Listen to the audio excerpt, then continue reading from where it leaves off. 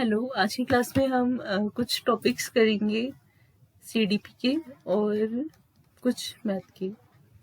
ठीक है, तो स्टार्ट करते हैं। सबसे पहला टॉपिक है हमारा सीडीपी का इम्पोर्टेंट मैक्सिम्स ऑफ टीचिंग, शिक्षण के महत्वपूर्ण सिद्धांत। अगर हम किसी को पढ़ाने जा रहे हैं तो हमें उसमें क्या क्या चीज़ें फॉलो करनी पड़ेंगी। सबसे पहले फ्रॉम नोन टू अननोन। कभी भी कोई भी अगर आप किसी को टीच करने जा रहे हो, पढ़ाने जा रहे हो, तो आप उसको हमेशा जो चीजें उसने जानी होती हैं उससे उससे शुरू करके कहाँ तक लेके जाते हो जो उसे नहीं पता होती। ठीक है, begin with what the learner already know, then move towards new concept. आप सबसे पहले क्या कोशिश करेंगे कि जो लर्नर है, जो स्टूडेंट है, उसे क्या पता है और उसे कितनी चीज की नॉलेज है। उसके बाद आप यहाँ पर जो उसकी प्रीवियस नॉलेज है उसी में न्यू कंसेप्ट को ऐड करते जाएंगे। ठीक है, तो फर्स्ट क्या होता है, from known to unknown. For example, अगर कोई स्टूडेंट है, उसको डोमेस्टिक एनिमल्स के बारे में पता है, तो आप उसको बता सकते हो, देखो जैसे डोमेस्टिक एनिमल है, इनको हम घर में पालन पोषण कर सकते हैं, पर वाइल्ड एनिमल कहाँ रहते हैं, जंगल में रहते हैं। तो हम इसके थ्रू एक कंसेप्ट को दूसरे से रिलेट करके उनको समझा सकते हैं। सेकेंड है from simple to complex. Teach easy and basic concept first, then gradually move towards difficult and advance one. सबसे पहले अगर आप कोई भी टॉपिक पढ़ाने जा रहे हैं तो आप कहाँ से स्टार्ट करेंगे, सिंपल से स्टार्ट करेंगे। सबसे जो आपको लगेगा कि इजीएस्ट चीज ये है, फिर उसके बाद धीरे धीरे धीरे धीरे उसमें जो कॉम्प्लेक्सिटी है उसको ऐड करेंगे, कॉम्प्लेक्स तक लेके जाएंगे। ठीक है, तो पहले आप आसान पढ़ाएंगे, जो बेसिक चीजें हैं वो पढ़ाएंगे, उसके बाद आप डायरेक्टली धीरे धीरे करके उसको जो आपको कॉम्प्लेक्स चीजें पढ़ानी है वहां तक लेके जाएंगे। फॉर एग्जाम्पल, अगर आपको किसी को मल्टीप्लीकेशन सिखाना है तो आपको उससे पहले उसको एडिशन और सब्ट्रैक्शन पता होनी चाहिए। तो ये चीजें आप पहले कंफर्म करोगे कि उस बच्चे को ये आता है या नहीं आता है, तभी आप ये पढ़ा पाओगे। तो सेकंड पॉइंट क्या है, from simple to complex. Next है थर्ड पॉइंट है from concrete to abstract. Start with tangible, real and concrete example before moving to abstract ideas.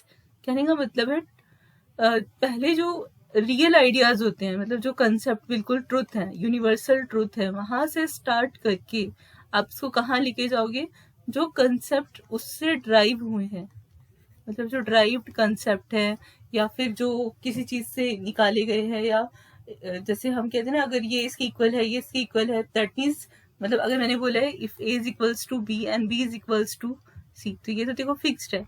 पर मैं बोली then A is equals to C, तो ये क्या है, ये तो कंक्रीट है कि मतलब ये फिक्स था, और ये क्या है, हमने इवेल्युएट किया, तो ये क्या हो जाएगा, आपका एब्स्ट्रैक्ट हो जाएगा। ठीक है, तो कुछ जो रियल चीजें होती हैं, ठोस जो होती हैं, मतलब बिल्कुल फैक्ट होती है, उससे आप उसे कहाँ लेके जा रहे हो, जो अजम्पशंस है वहां तक लेके जा रहे हो। ठीक है, नेक्स्ट है आपका फ्रॉम पर्टिकुलर टू। आप सबसे पहले बिगिन करेंगे कहाँ से, स्पेसिफिक एग्जाम्पल से, एग्जाम्पल से स्टार्ट करेंगे और एक किसी पर्टिकुलर रूल पे लेके जाएंगे। ठीक है, फॉर एग्जाम्पल मुझे एसोसिएटिव रूल बोला गया है कि A plus B is equals to B plus A. तो अगर मेरे को इसको प्रूफ करना हो तो मैंने दो वैल्यू ले ली, अगर ए 4 है और बी 3 है, और मैं क्या कर रही हूँ 4 + 3, या फिर मैं कर रही हूँ 3 + 4, तो दोनों का मतलब क्या है, 7 7, मतलब दोनों का मतलब सेम ही है। तो आप क्या कर सकते हो, from particular to general, example से लेके सीधा रूल्स पे भी जा सकते हो। चलते हैं नेक्स्ट पे। इसने एक एग्जाम्पल भी दिया है विशेष से सामान्य की ओर। Show different metal like iron, copper, aluminium and then generalise their common property. आप किसी बच्चे को मेटल दिखा सकते हो, धातु दिखा सकते हो, जिसमें लोहा होगा, कॉपर होगा, एल्यूमिनियम होगा, फिर आप क्या कर रहे हो, उसको बता रहे हो कि चलो अच्छा आपने तीनों चीजें देखी है, मुझे बताओ इन तीनों में क्या कॉमन है। तो बच्चे बोलेंगे कि ये तीनों मेटल है, इन तीनों के वायर्स बनते हैं। ठीक है, तो जो भी कॉमन प्रॉपर्टीज होंगी वो आपको बताना स्टार्ट कर देंगे। फिफ्थ पॉइंट है from analysis to synthesis. Start by breaking down the concept into part, then combine the part to form a whole. आपको कोई भी कंसेप्ट अगर पढ़ाना है तो जरूरी नहीं कि अगर वो थोड़ा डिफिकल्ट है तो ऐसा नहीं कि आप उसे पूरा को पूरा उठा के एक ही बार में पढ़ा दो। आप क्या करो, उसको छोटे छोटे पार्ट्स में डिवाइड कर लो, first, second, third, fourth and fifth. और जब आप ये पार्ट्स पढ़ा दोगे उसके बाद आप इस पूरे को थ्योरम की तरह या पूरे को एक थ्योरी की तरह बच्चे को समझा सकते हो। तो फ्रॉम एनालिसिस टू सिंथेसिस, जैसे इसने बोले कि अगर हम हिंदी पढ़ा रहे हैं तो मुझे सेंटेंस बताना है, तो उसमें सब्जेक्ट, प्रेडिकेट, ऑब्जेक्ट है, और फिर मैंने इसको कंबाइन किया तो मेरे पास क्या बनेगा, मीनिंगफुल सेंटेंस बनेगा। ठीक है, तो हम इस तरह से भी बच्चे को पढ़ा सकते हैं। नेक्स्ट है from induction to deduction. Induction move from example to rule. सबसे पहले आप एग्जाम्पल देंगे, देन आप रूल देंगे। ठीक है, ऐसे ही दूसरा देखते हैं, फ्रॉम होल टू पार्ट। आपने पहले पूरा कंसेप्ट समझा दिया, फिर आप वन बाय वन करके धीरे धीरे समझा रहे हैं। From empirical rational, begin with experiences and then move to logical reasoning in explanation. आप पहले एक्सपीरियंसेस ले रहे हैं, देन आप उसे सीधा लॉजिकल रिलेशन, मतलब जो आपने पूरा एक निकाला है उस तक ले जा रहे हैं। From psychological to logical. Psychological देखो डिफरेंट मैटर कर सकते हैं अकॉर्डिंग टू डिफरेंट माइंड। सबकी अलग अलग साइकोलॉजी होती है, मानसिक स्तर के अनुसार से जो तार्किक है वहां तक ले जाना। From actual to representative, start with real object and experience, then use models, chart and picture. आप उनको एक्चुअल को अगर आपको रिप्रेजेंट करना है तो पिक्चर्स की फॉर्म में, मॉडल्स की फॉर्म में बच्चों को बता सकते हो। फ्रॉम नियर टू डिस्टेंट, जो बिल्कुल आपके सामने विजिबल है वहां से आप उसको दूसरी चीजों से भी लिंक कर सकते हैं। ठीक है, from definite to indefinite, move from clear and definite ideas to vague और इंडेफिनेट। आप उनको बिल्कुल जो डेफिनेट आइडियाज होते हैं वहां से इंडेफिनेट, मतलब जो और आइडियाज ड्राइव हो रहे हैं वहां तक ले जा सकते हैं। तो ये कुछ शिक्षण की विधियां हैं जो मतलब आप सारी पढ़ोगे तो एक जैसी सीखी लगेगी, पर फिर भी आप इसे एक बार रीड आउट कर लेना, क्योंकि आपसे पूछ लेते हैं कि इनमें से कौन कौन सी है। तो सबसे पहले मेन तो यही है कि आप कॉन्क्रीट टू एब्स्ट्रैक्ट ले जा रहे हो। ठीक है, ये इसकी शुरू की 5-6 एटलीस्ट आप याद कर लेना, तो आपको पेपर में आसानी रहेगी करने में। नेक्स्ट है हमारा प्रिंसिपल ऑफ टीचिंग। क्या क्या सिद्धांत है? Principle of teaching are fundamental guideline drive from psychology, pedagogy and educational philosophy that direct the teacher action. ये फंडामेंटल कुछ गाइडलाइंस हैं जो टीचर को प्रोवाइड की जाती हैं, जो उसको मदद करते हैं पढ़ाने में। They help teacher in planning, organizing and delivering instruction in a way that ensure effective learning. ये किसी भी अध्यापक को मदद करती है कि वो अपनी जो भी सब्जेक्ट है उसको अच्छे तरीके से बच्चों के सामने प्रेजेंट करे। These principles ensure teaching is systematic and goal directed। ये टीचिंग सिस्टमेटिक होनी चाहिए, सही तरीके से होनी चाहिए, और जो उद्देश्य उसका है वो पूरा होना चाहिए। Help in selecting method and strategies suitable for learner. ये मेथड्स और स्ट्रेटेजी सेलेक्ट करने में मदद होनी चाहिए। भाई अगर कोई टॉपिक है, मैं चाहती हूँ कि इसको अगर इजी सा है मैं उसे प्ले के थ्रू करा सकती हूँ, या कोई ऐसा टॉपिक है जो मतलब बच्चे छोटे छोटे पार्ट्स में तोड़ के पावर पॉइंट प्रेजेंटेशन दे सकते, तो हम वो भी करा सकते हैं। अगर कोई ऐसा टॉपिक है जो क्विज की फॉर्म में हो सकता है तो आप वो करा सकते हो। तो ये सब एक अच्छा आइडिया है बच्चों को पढ़ाने का। ये कक्षा प्रबंधन और शिक्षार्थियों की भागीदारी को बेहतर बनाते हैं। तो इसमें मतलब वही चीजें हैं कि टीचिंग इफेक्टिव वे में होनी चाहिए और कुछ नहीं। अगर हम देखें ध्यान से तो मेजर प्रिंसिपल ऑफ टीचिंग क्या क्या है? साइकोलॉजिकल प्रिंसिपल, मनोवैज्ञानिक सिद्धांत। Learner is effective and learner are actively engaged. कोई भी लर्निंग तभी प्रभावी होगी जब जो भी पढ़ने वाला व्यक्ति है वो उसमें एंगेज्ड है। मतलब अगर मैं आपको पढ़ा रही हूँ और आप नहीं पढ़ रहे हो तो फिर उसमें मैं कहीं ना कहीं फेल हो जाऊंगी, क्योंकि मेरी जो बातें हैं वो आप इम्प्लीमेंट नहीं कर पाओगे। ठीक है, लर्निंग बाय डूइंग। कभी भी अगर मैं किसी को बोल रही हूँ ये करके देख लो, ये करके देख लो, वो जब तक खुद से नहीं करेगा ना वो चीजों को सीखेगा नहीं। तो इसीलिए सबसे पहले है करके सीखना। कोई भी काम हम खुद पे जब करते हैं तभी सीखते हैं।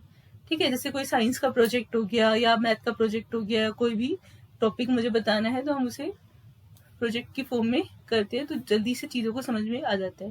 Principal of motivation and interest.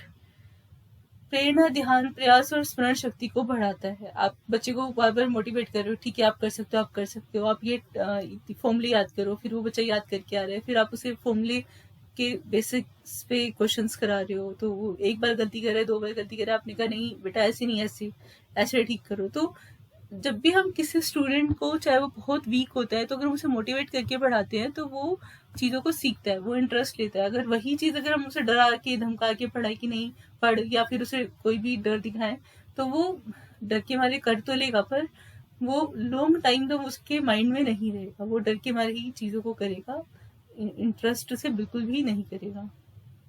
Next है आपका principle of individual difference. Her student की अपनी अलग एबिलिटी होती है, अपना अलग इंटरेस्ट होता है।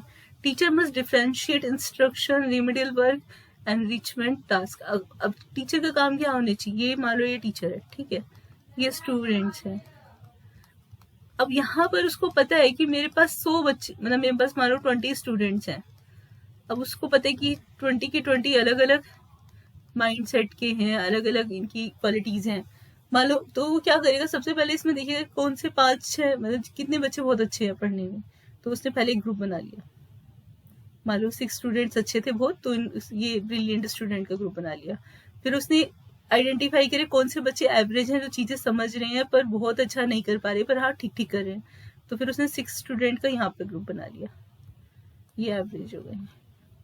बाकी जो बचे थे 6 स्टूडेंट या 8 स्टूडेंट, ये थे वीक, मतलब ये अच्छा नहीं कर पा रहे थे। तो अब टीचर क्या करेगा, टीचर ने क्षमताओं के हिसाब से बच्चों को क्लासीफाई कर दिया कि ये बहुत अच्छे बच्चे हैं, ये थोड़े एवरेज है और ये वीक बच्चे हैं। तो अब टीचर का काम क्या होगा, वो जब भी पढ़ाना स्टार्ट करेगा तो वो अपनी क्लास में क्या करेगा, इन पढ़ा तो तीनों को ही रहा है, पर ये जो बच्चे हैं इनके ऊपर स्पेशल फोकस उसका रहेगा। वो बोलेगा कि वो क्लास में बहुत सारे टेक्निक्स अपना सकता है कि जो बच्चे अच्छे हैं पढ़ने में वो इनकी हेल्प करें, या इनको अलग से क्वेश्चन आंसर्स देगा कि आप ये करो, ठीक है, आप ये पढ़ो, अगर आपको नहीं समझ आ रहा तो मुझसे 10 बार आके पूछो, ठीक है। तो मतलब अलग से वर्कशीट इनके लिए तैयार करेगा कि अगर इनको पीछे का कुछ रह गया है तो वर्कशीट तैयार करके इनको वो कंसेप्ट क्लियर कराएगा। तो बेसिकली सबसे पहला काम होता है कि बच्चे की जो उसकी इंटेलेक्चुअल एबिलिटी है उसके हिसाब से उसको सिखाना, तो ये टीचर का काम होता है। इवन जो टीचर डायरी होती है उसमें भी ये सब लिखा होता है, वीक बच्चे कितने हैं, इंटेलिजेंट बच्चे कितने हैं, बताओ आपने क्या इनके लिए स्टेप उठाए, सब कुछ। नेक्स्ट है प्रिंसिपल ऑफ क्रिएटिविटी, रचनात्मकता का सिद्धांत। Teaching should encourage originality, problem solving and imagination. खाली टीचिंग का मतलब ये नहीं कि आपको बुक दे दी, बुक पढ़ लिया आपने, खत्म। बच्चे को ओरिजिनलिटी या फिर आप उसकी इमेजिनेशन का यूज भी करना चाहिए। जैसे कि आपने बच्चे को बोला कि ठीक है आपको मैं एक टॉपिक दे रही हूँ रेन वाटर हार्वेस्टिंग, इसके ऊपर अपनी तरफ से कुछ बनाओ, एक पोस्टर बनाओ। जैसे स्कूल में कंपटीशन होते हैं पोस्टर मेकिंग, ठीक है, या फिर कोई भी टाइप का कुछ करा लेते हैं, पोस्टर मेकिंग हो गया, या स्लोगन बनाओ, या कोई भी नोट बनाओ। तो इसमें क्या होता है, ये 1 घंटे की जो एक्टिविटी है इसमें बच्चा बैठ के टॉपिक उसको पता है, वो अपने दिमाग से लिखेगा कि हम ऐसे पानी सेव कर सकते हैं। तो इससे जो वो खुद लिख रहा है ना, वो लाइफ टाइम तक उसके पास रहेगा, वो उसके उसमें ऐड हो जाएगा, उसकी मेमोरी में ऐड हो जाएगा, ठीक है। या फिर कोई आर्ट का प्रोजेक्ट आप बना रहे हो, साइंस का लाइव प्रोजेक्ट बना दिया, ओपन क्वेश्चन हो गए, ओपन टेक्स्ट बुक क्वेश्चन। एक आते हैं ना जिसमें पूरा एक पैसेज दिया जाता है, पहले पैसेज पढ़ो फिर 5 क्वेश्चन आ रहे हैं, इनको पढ़ के आंसर दो, ठीक है, तो ये कर सकते हैं। नेक्स्ट है हमारा principle of planning and preparation, तैयारी करना। भाई कोई भी टीचर क्लास में बिना उसके खुद की लेसन प्लानिंग के ना जाए, ताकि वो कंसेप्ट अच्छे से बच्चों को बता दे। प्रिंसिपल ऑफ कोरिलेशन, सह संबंध का सिद्धांत। जो भी नॉलेज है, जो भी वो बता रहे हैं, वो बच्चों को लिंक्ड होनी चाहिए। जैसे अगर 5th 6th 7th 8th class के बच्चे हैं, तो जब 6th क्लास के बच्चे पढ़ना स्टार्ट करते हैं तो वो 5th क्लास की नॉलेज से लिंक करके 6th क्लास का पढ़ते हैं। जब हम 7th क्लास में आते हैं तो वो 6th क्लास का लिंक करते हैं, फिर पढ़ते हैं 7th क्लास से 8th क्लास का लिंक करते हैं। तो मतलब जो टॉपिक है वो मतलब ईजी से क्या होते हैं, डिफिकल्ट होते जाते हैं ना क्लास वाइज। तो यही चीजें यहाँ पर बोली गई है कि आप पुरानी नॉलेज को जोड़ जोड़ के नई नॉलेज को ऐड करो। ऐसे और है इसमें प्रिंसिपल ऑफ वैरायटी, विविधता का सिद्धांत, क्योंकि हर बच्चे को अलग अलग वो होती है, तो आप मल्टीपल मेथड यूज कर सकते हो। क्लास में डिस्कशन कर सकते हो कि चलो बच्चों बताओ आप अपनी एक्सपीरियंस बताओ, आप छुट्टियों में कहाँ कहाँ गए थे, तो सब बच्चे अपने अलग अलग बताएंगे। स्टोरी टेलिंग आप करा सकते हो कि कहानी बताओ। ऑटो विजुअल एड्स प्रोजेक्ट्स, ये सब कर सकते हो। Principle of revision and practice, और लास्ट में आता है रिवीजन और प्रैक्टिस कराना, जिसमें आप पेपर देते हो, बच्चा करके दिखाता है, अगर सही होता है तो अच्छी बात है, नहीं होता तो फिर आप एक्स्ट्रा उसको पढ़ाते हो।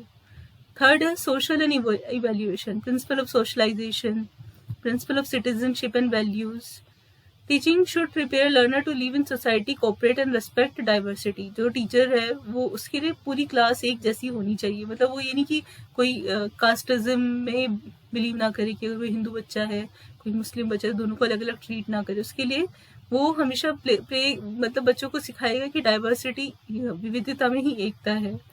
ठीक है, तो उनको अलग अलग ग्रुप्स पे डाल के अलग अलग एक्टिविटी कराए। ठीक है, principle of citizenship and values, हर बच्चे को अवेयर कराया जाए कि देखो आप एक भारत के सिटीजन है, आपका सबका एक मौलिक अधिकार है, तो आप सबकी रिस्पेक्ट करें। Principle of feedback, teaching should include regular evaluation. भाई जो पेपर होते हैं उसमें ये होने बहुत जरूरी है ताकि हमें पता चले बच्चा क्या कर रहा है। प्रिंसिपल ऑफ सेल्फ इवेल्युएशन, आत्म मूल्यांकन का सिद्धांत। Learner should be train to assess their own progress, self assessment, peer feedback. ठीक है, उनको खुद पता होना चाहिए कि मुझे क्या आ रहा है क्या नहीं आ रहा है। ठीक है, तो आज की क्लास में तो जो CDP था उसमें मैंने सिर्फ यही लिया है, क्योंकि अगर हम CDP में पता है क्या होता है, जो भी टॉपिक आप पढ़ोगे सब एक जैसे ही लगेंगे, तो इसीलिए अभी ये यहाँ से मैंने शुरू किया था प्रिंसिपल ऑफ टीचिंग से। तो वहाँ से आप ये वाले आप पढ़ लेना, यहाँ से शुरू किया था मैंने इम्पोर्टेंट मैक्सिम्स ऑफ टीचिंग, और यहाँ से कुछ 4-5 पेज मैंने करे हैं, इन एक बार पढ़ लेना, फिर क्वेश्चंस पे आएंगे। अब हम मैथ की ओर चलते हैं। ये देखो, ये CTET का पेपर है, इसमें मैथ के क्वेश्चंस दिए हुए हैं। The following table show the number of student in school ABC present on different day of week, study the table and answer the question. ये एक स्कूल का डेटा है जिसमें बच्चे मंडे से फ्राइडे तक कितने कितने बच्चे स्कूल में आए हैं। The total number of student present on Tuesday and Thursday exceeds, Tuesday और थर्सडे में जो टोटल बच्चे हैं वो ज्यादा है the total number of student present on Monday and Friday, कितनी ज्यादा है मतलब वो ये पूछ रहा है। ठीक है, तो सबसे पहले तो आप मंडे और फ्राइडे देखो, मंडे और फ्राइडे कितने हैं, ये 382 प्लस 388, जोड़ दो कितना हो गया, 8 और 2 10, 8 और 8 16 और 1 17, 3 और 3 6, 6 और 1 7, 770 तो हो गए आपके मंडे और फ्राइडे वाले। ट्यूसडे और थर्सडे वाले ले लो आप, ट्यूसडे और थर्सडे कौन कौन से हैं, 390 और थर्सडे को है 411, जोड़ दो कितना आ गया, 1 10 4 3 7 1 801 आ गया। ठीक है, तो कितने ज्यादा पूछ रहे हैं, तो यहाँ पे 800 थे, इसमें 770 थे, माइनस कर दो, 801 माइनस 770 कितना आ जाएगा, 1 10 में से 7 क्या 3, 31 बच्चे ज्यादा थे, तो ऑप्शन नंबर 4 क्या होगा आपका करेक्ट आंसर मिलेगा। ठीक है, तो बस कुछ नहीं करना है, अकॉर्डिंग टू क्वेश्चन आपको चलना है। उसने यही हमें बोला था कि स्कूल की अटेंडेंस है, मंडे और फ्राइडे में टोटल बच्चे, ट्यूसडे और थर्सडे में टोटल बच्चे कितने ज्यादा हैं, तो ट्यूसडे थर्सडे के बच्चे ज्यादा थे, मंडे फ्राइडे के कम थे, तो हमने इनमें से इन दोनों को माइनस कर दिया, हमारा आंसर हो गया। ठीक है, चलते हैं नेक्स्ट क्वेश्चन पे। क्वेश्चन है हमारा, if 3024 is equals to p की पावर 4 q की power 3 r, when p, q and r are prime number, then what is the value of 3p minus 5q plus r। कहने का मतलब है ये जो 3024 है, पहले आप इसके फैक्टर्स कर लो जरा, कितने हो गए, 3 1 जा 3, न जाने की 0, 3 8 जा 24, 3 3 जा 9, 3 6 जा 18, 3 1 जा 3, 3 2 जा 6, 3 4 जा 12, 2 2 जा 4, 2 1 जा 2। तो अगर हम इसको करें, सॉरी यहाँ में ना एक हल्की सी मिस्टेक हो गई, दोबारा से कर, थोड़ी सी मिस्टेक मुझसे हो गई थी। देखो ये 3024 है ना, मैंने देखो 3 1 जा 3, न जाने की 0, न जाने की 0, 3 8 जा 24, ये होना था, मैंने पहले गलत कर दिया था। फिर ये 3 3 जा 9, 3 3 जा 9, 3 6 जा 18, फिर 3 1 जा 3, 3 1 जा 3, 3 2 जा 6, और देखते हैं ये जाएगा आपका 2 से, 2 5 जा 10, 2 6 जा 12, फिर ये हो गया आपका 2 2 जा 4, 2 8 जा 16, ये 28 आ गया, 2 1 जा 2, 2 4 जा 8, 2 7 जा 14 7। ठीक है, अब देखो यहाँ पे कितने फैक्टर्स हो गए, 3 की 3 इंटू 3 इंटू 3, 2 के 2 4 टाइम है, 2 इंटू 2 इंटू 2 इंटू 2, और एक है आपका 7। अब यहाँ पर आप लगा लो, देखो ये क्या बोलते हैं, p की पावर 4, 4 किसकी पावर है, 2 की पावर, तो इसका मतलब p की वैल्यू कितनी हो जाएगी, ये हो जाएगा 2 की पावर 4, 3 की पावर 3 इंटू 7, ये इसके फैक्टर्स हो गए। अब अगर मैं इससे कंपेयर करूं तो आप देखो यहाँ पर ये 2 है और इसकी पावर 4, इसका मतलब p की वैल्यू मेरी 2 हो गई। ये 3 है और ये q है, तो इसका मतलब q की वैल्यू मेरी 3 हो गई। यहाँ पे r है तो r हमारे कितना हो गया, 7 के इक्वल हो गया। ये वैल्यूज हमने निकाल ली। अब हम यहाँ अप्लाई कर देंगे, कितना हो जाएगा 3p minus 5q plus r, 3 into 2 minus 5 into 3 plus 7, 6 minus 15 plus 7, 7 और 6 13 माइनस 15, कितना आ गया -2। ऑप्शन नंबर 1 आपका करेक्ट आंसर है। ठीक है, तो कुछ नहीं करना, जो इधर साइड वाला नंबर है पहले आप इसके फैक्टर्स कर लो। फैक्टर कर लिए, फिर देखो ये आगे आपके जो 2 है वो 4 बार मल्टीप्लाई में है, 3 आपका 3 बार मल्टीप्लाई में, 7 सिंगल टाइम। अब आप इसको इससे कंपेयर करोगे तो जिसकी पावर 4 थी तो p की वैल्यू 2 हो गई, जिसकी पावर 3 थी उसकी वैल्यू 3 हो गई, जिसकी 1 थी उसकी वैल्यू 7 हो गई। अभी जो वैल्यू आपने निकाली है वो यहाँ लगा दो, सॉल्व कर लो, आपका आंसर आ जाएगा। ठीक है, तो हमारा -2 आ रहा है। चलते हैं नेक्स्ट क्वेश्चन पे। The weight of 20 laddoos is 1 kg। क्या बोल रहे हैं कि जो 1 किलोग्राम लड्डू थे उन मतलब वो 20 लड्डू थे वो 1 kg के इक्वल है। ठीक है, अगर एक पैकेट में, एक बॉक्स में हम 8 लड्डू पैक कर सकते हैं, then how many boxes are required to pack 50 kg laddu. अगर आपको 50 किलो लड्डू पैक करनी है तो आपको कितने बॉक्सेस चाहिए होंगे, उसका क्वेश्चन ये है। तो हमें उसने बोलते हैं कि 1 किलोग्राम में 20 लड्डू आते हैं, तो 50 किलोग्राम में कितने लड्डू आ जाएंगे, 50 इंटू 20, कितना हो गया, 5 टू 10, मतलब 1000 लड्डू आ जाएंगे इसके अंदर। 50 किलो में 1000 लड्डू आएंगे। और एक बॉक्स में हम 8 लड्डू रख सकते हैं, तो अब आप हमारे पास कितने लड्डू थे, 1000 लड्डू थे। अब आप इसको 8 से डिवाइड कर लो जरा, क्योंकि एक बॉक्स में 8 आ सकते, तो 8 × 8 कितना बचाइए, 20 हो गया, 8 2 × 16 कितना हो गया, 4, 8 5 × 40, तो टोटल 125 डिब्बे ऐसे हमें चाहिए जिसमें हम 8 लड्डू पैक कर सके। तो ऑप्शन नंबर 3 क्या होगा आपका करेक्ट आंसर हो जाएगा। ठीक है, नहीं समझ आया तो दोबारा देख लो। देखो यहाँ पे क्या बोल रहे हैं, पहला क्वेश्चन था उसका कि 20 लड्डू हैं, 1 किलोग्राम में 20 लड्डू चढ़ते हैं। ठीक है, और एक पैकेट में हम 8 लड्डू पैक कर सकते हैं मैक्सिमम। अब बोल रहे कितने बॉक्सेस मुझे 50 किलो लड्डू पैक करने के लिए चाहिए, 50 kg के लिए मुझे कितने पैकेट चाहिए, ये पूछा उसने, कितने रिक्वायर होंगे। भाई उसने मुझे पहले बताया था 1 किलो में 20 लड्डू है, तो 50 किलो में कितने लड्डू चढ़ेंगे, 50 इंटू 20 कितना आ गया, 1000। हमारे पास 1000 लड्डू है और उन्हें हमें पैकेट्स में पैक करना है, और एक पैकेट में मैक्सिमम 8 लड्डू पैक कर सकते हैं। तो हम क्या करेंगे, नंबर ऑफ पैकेट निकालने के लिए जो भी लड्डू है उन्हें 8 से डिवाइड कर देंगे, 8 1 × 8 कितना बचा, 20, 8 2 × 16 कितना बचा, 40, 8 5 × 40, तो टोटल 125 लड्डू से पैकेट उसे चाहिए पैक करने के लिए। तो ऑप्शन नंबर 3 आपका करेक्ट होगा। नेक्स्ट क्वेश्चन देखो, the cost of 8 pen is ₹116। जो 8 पेन है उनकी जो कॉस्ट है कितनी है, 116। इसका मतलब 8 पेन की है तो एक पेन की कितनी हो जाएगी, डिवाइड कर लो 116 को 8 से, 8 1 × 8, और ये आपका मतलब कुछ पॉइंट्स में आंसर आएगा।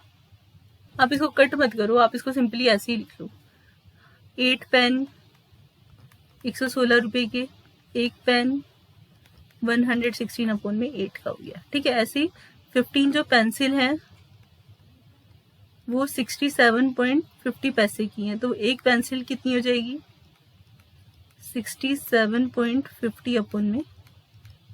अब उसके पास 200 रुपए हैं, अगर उसने 200 में से 6 पेन और 8 पेंसिल ली हैं तो उसके पास कितने रुपए बचे हैं। तो सबसे पहले हमने एक एक पेन की कॉस्ट निकाली थी ना, तो उसने 6 पेन लिए थे, तो आप पहले तो यहाँ पर लिख लो 116/8 × 6, क्योंकि 6 पेन लिए, प्लस 8 पेंसिल ली हैं तो आप यहाँ पर 67.50/15 ये लिख लो। ठीक है, अब जो कट रहा है उसको काट दो, 2 4 × 8, 2 3 × 6, 4 2 × 8, 4 9 × 36, ये तो पूरा कट गया। अब यहाँ से देखो ये पॉइंट हटाया आपने, कितना बचा, 10। ठीक है, अगर आप इसको ही करो तो ऐसे भी कट जाएगा। अब देखो यहाँ पे क्या क्या कट रहा है, 6 7 5, 5 3 जा 15, 5 1 जा 5, ये हो गया 5 3 जा 15, 5 5 जा 25, 3 4 जा 12, 3 5 जा 15, ये हो जाएगा आपका 5 2 जा 10, 5 9 जा 45, 2 4 जा 8। ठीक है, अब मल्टीप्लाई कर लो, जो मल्टीप्लाई हो रहा है ये हो जाएगा आपका, जब आप इसको सोल्व करोगे मल्टीप्लाई करके आपके पास आंसर आ जाएगा। चलो साफ साफ दूसरे उस पर कर लेते हैं। यही था ना यहाँ पे 8 पेन 116 रुपए की है, तो सबसे पहले हमने यहाँ पे लिख लिया, तो साफ साफ लिखते, देखो 8 पेन 116 की थी, 15 पेंसिल 67 की थी, तो आपने पहले 1 पेन की कॉस्ट निकाल ली, कितना हो गया 116 अपॉन में 8। 1 पेंसिल की कॉस्ट आपने निकाल ली 67.50 अपॉन में 15। अब उसने बोला था उसने 6 पेन लिए हैं, 8, उसके पास टोटल 200 रुपए थे 200, पर उसने कितने पेन लिए हैं 6 पेन, तो 6 इंटू 116 अपॉन में 8। ठीक है, और कितनी पेंसिल ली हैं उसने, 8 पेंसिल ली हैं,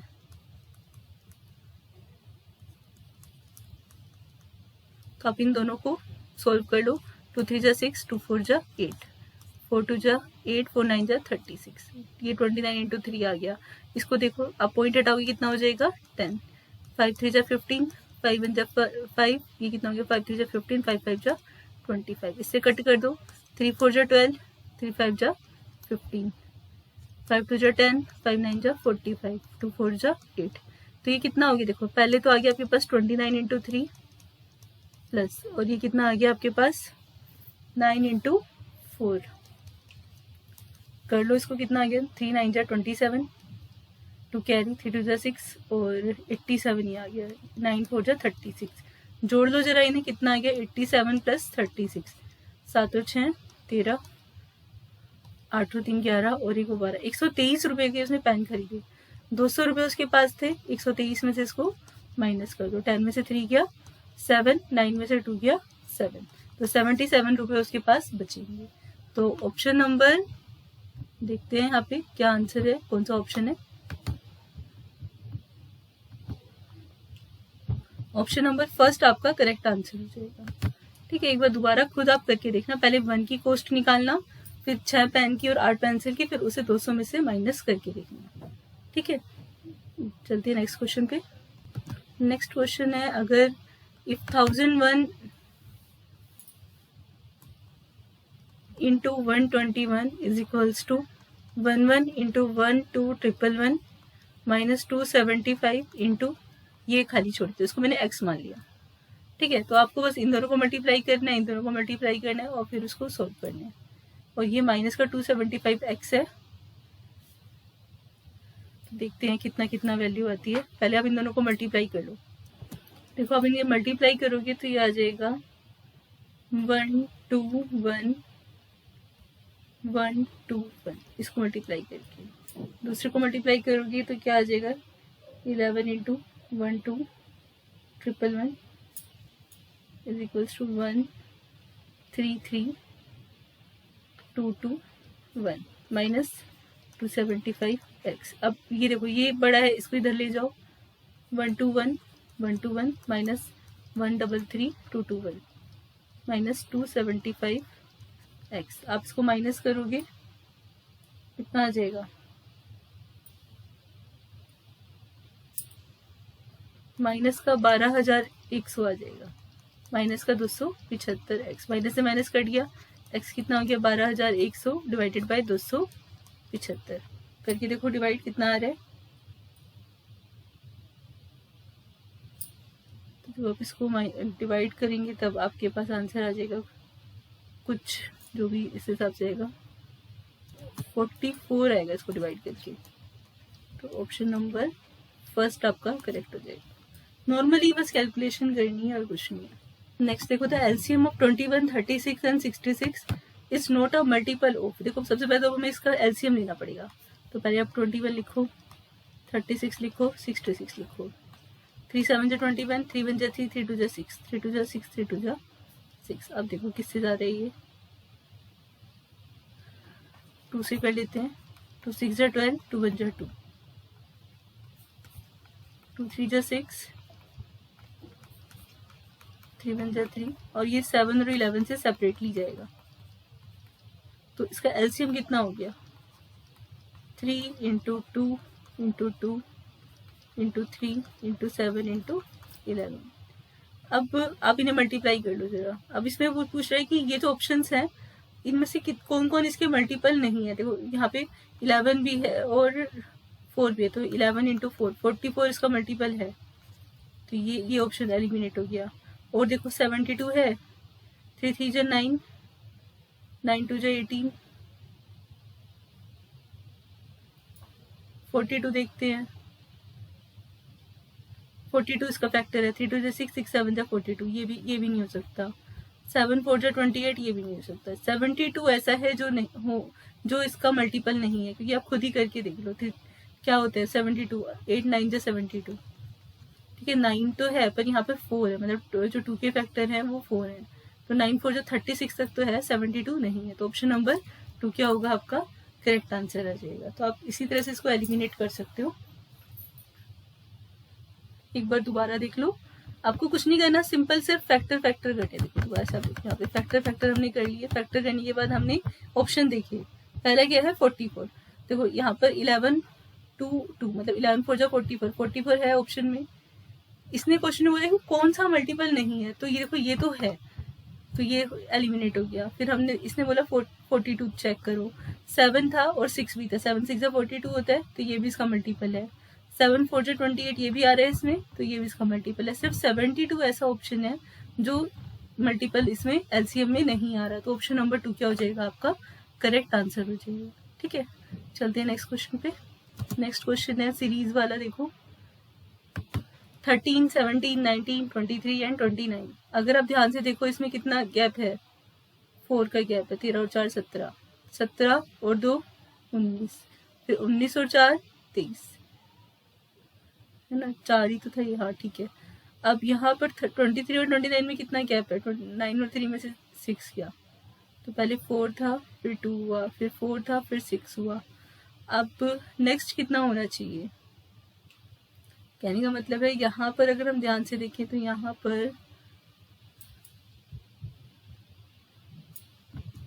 देखो, यहाँ पर इसमें थोड़ा सा ये ट्रिकी सा है, देखते हैं पहले। देखो ये क्या था, 13 17 19 23 एंड 29। आपको इन दोनों का योग सम बताना है, तो हमने इसे ऑल्टरनेट सीरीज के फॉर्म में लेके चलेंगे।